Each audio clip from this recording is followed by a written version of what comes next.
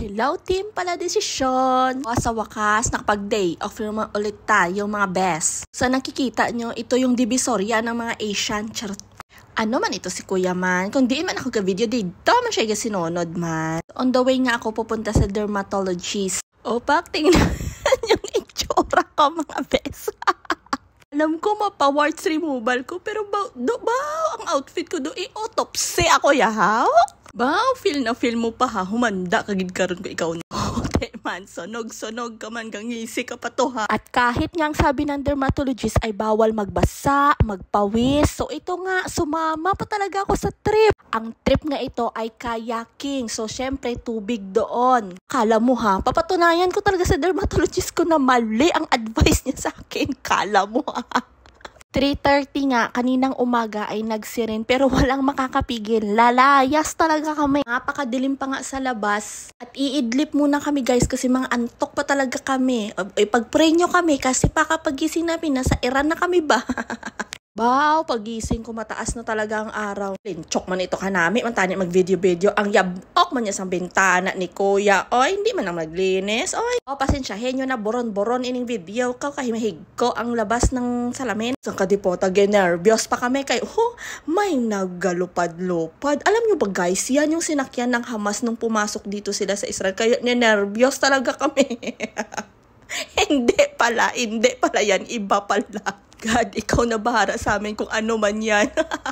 So, napakaganda nga ng sikat ng araw at may nakita pa nga kaming hot air balloon.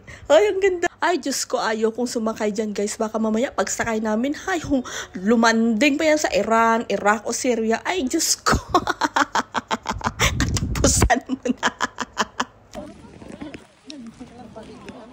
Oh, yeah.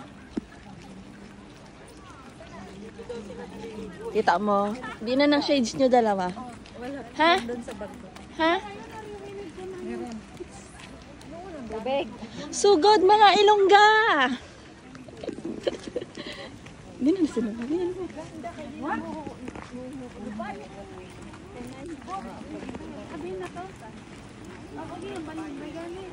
Oy, nasaan na tayo ngayon? Manang Alman, ano na ding tawag sa lugar nga ito?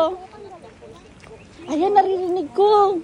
Nagpamagalan sila? Anong tawag sila din ang lugar? Pagsanhan Falls. Buisit. Walang matinong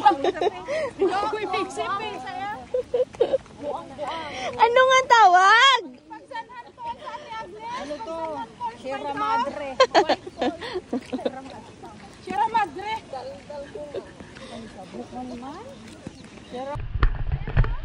Tapos biglang Tapos Hamas galing.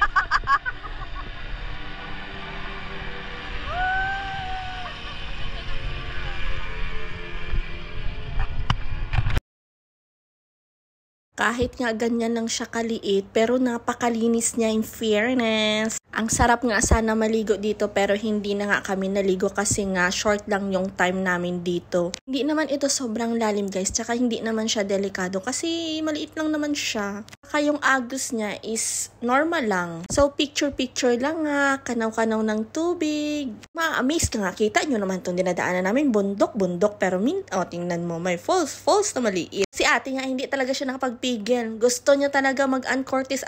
Sige, go! Boogs! Wisit. So, malis na nga kami doon kasi nga as I said, maliit lang yung time namin doon na magstay kasi pupunta kami sa Jordan River tapos mag-canoeing, magkakayaking kami. Yun talaga yung trip na ito. Ang kayaking.